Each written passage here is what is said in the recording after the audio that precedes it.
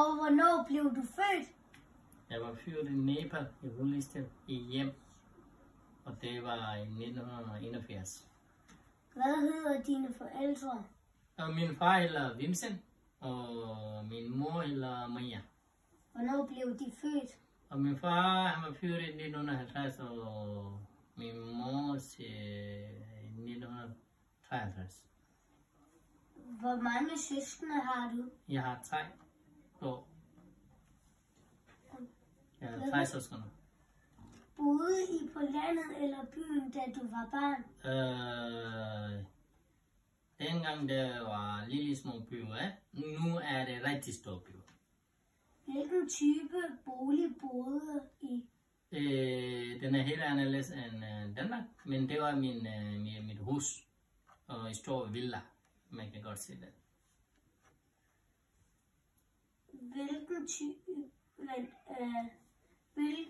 Hvilket arbejde og hvilken uddannelse har du?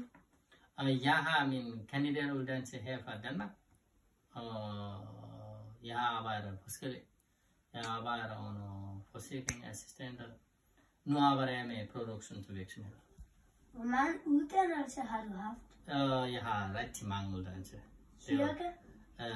Faktisk min uddannelse fra Nepal, det var en bachelor.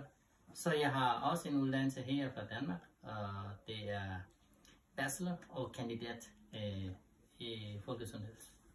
Hvilken arbejde og uddannelse havde din far, da du var barn? Min far, han er ikke rigtig uddannet. Han var kun færdig med hans folkeskole. Og min mor, jeg kan ikke huske, men ligesom folkeskole, synes jeg, de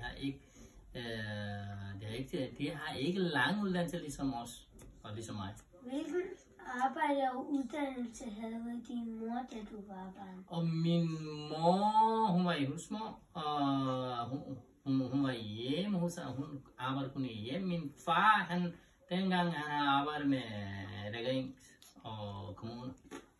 Hvis en af dem var hjemmegående, hvad var så grunden til det? Fordi min mor, hun skulle passe til os, og min far, han var udenfor, og han skulle arbejde og tjene penge.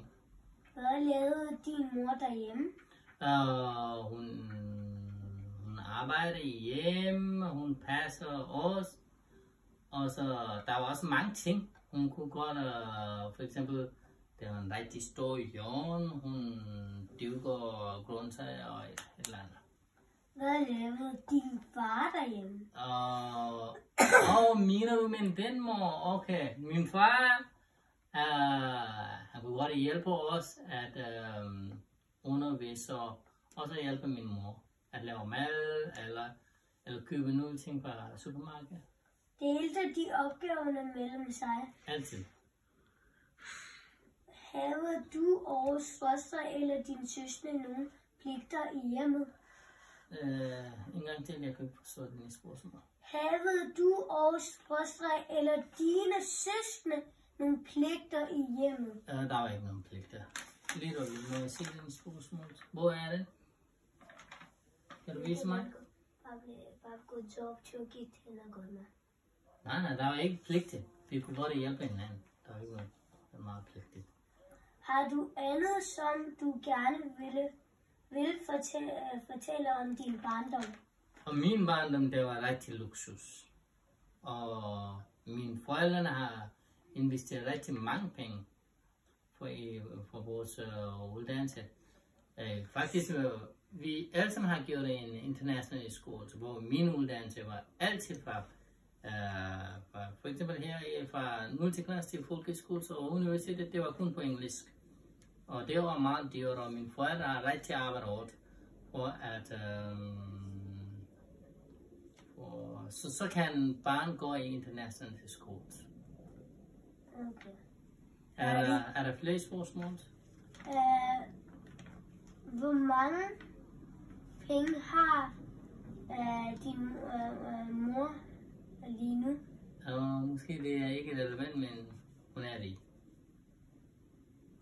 Hvor er din far lige nu? Han er død. Han er ikke mere. Okay. Så interviewen færdig. Ja, tak for det. Og tak for en